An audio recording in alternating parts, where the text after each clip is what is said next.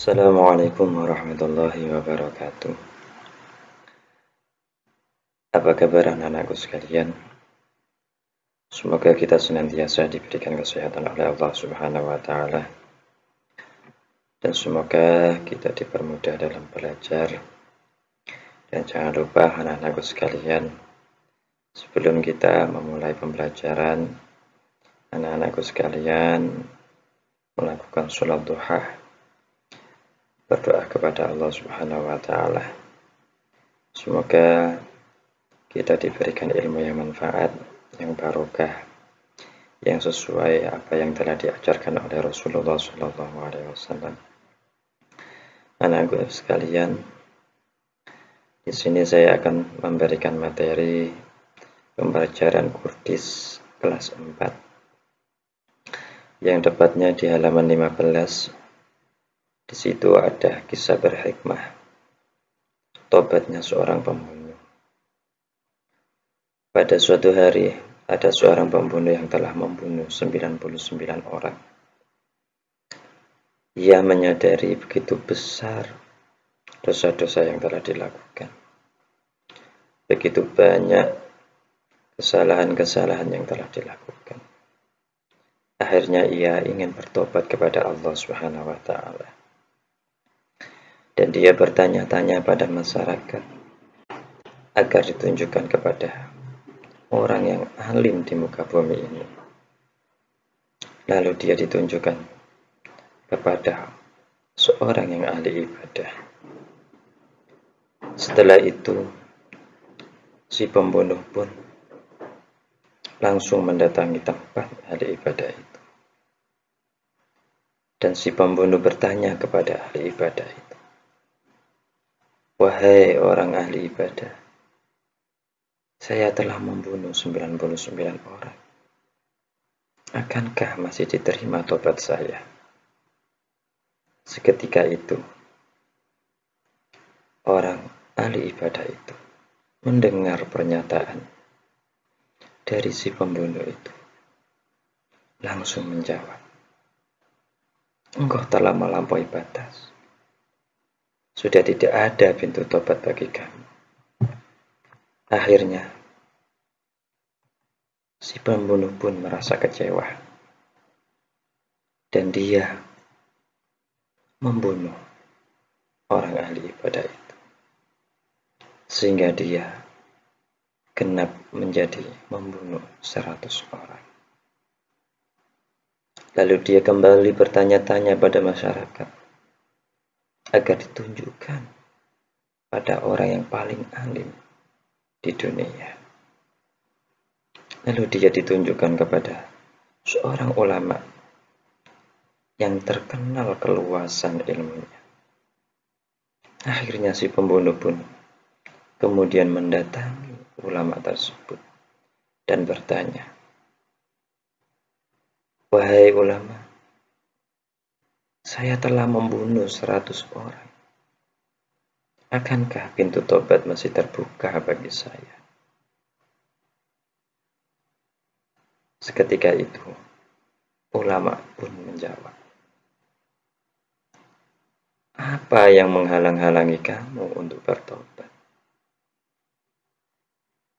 Pergilah ke perkampungan yang dihuni orang-orang yang soleh, agar kau bisa bertobat dengan baik."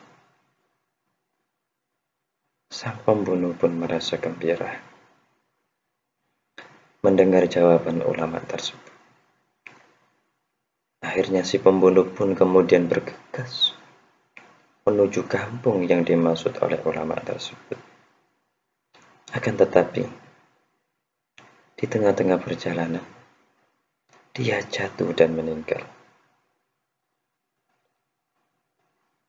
Dengan niat si pembunuh untuk bertobat dengan sungguh-sungguh, maka Allah langsung mengampuni dosa-dosanya.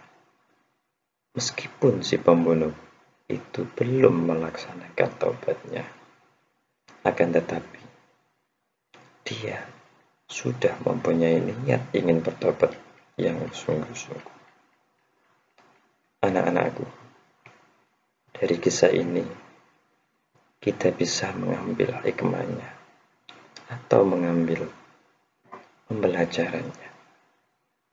Yang pertama, orang yang melakukan dosa, baik itu kecil ataupun besar,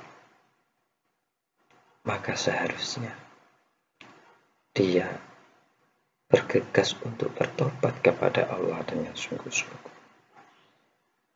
Niscaya Allah akan memberikan pintu maaf pada dia. Pembelajaran yang kedua, orang ahli ibadah yang tanpa didasari ilmu akan berbahaya dan menyesatkan. Jadi, apapun yang kita lakukan itu harus berdasarkan ilmu, harus didasari oleh ilmu. Apalagi masalah ibadah, kalau tidak kita dasari ilmu, maka akan berbahaya, itu akan menyesatkan kita. Pembelajaran yang ketiga yang bisa kita ambil, orang ahli memberikan fatwa berdasarkan ilmunya, bukan karena nafsunya.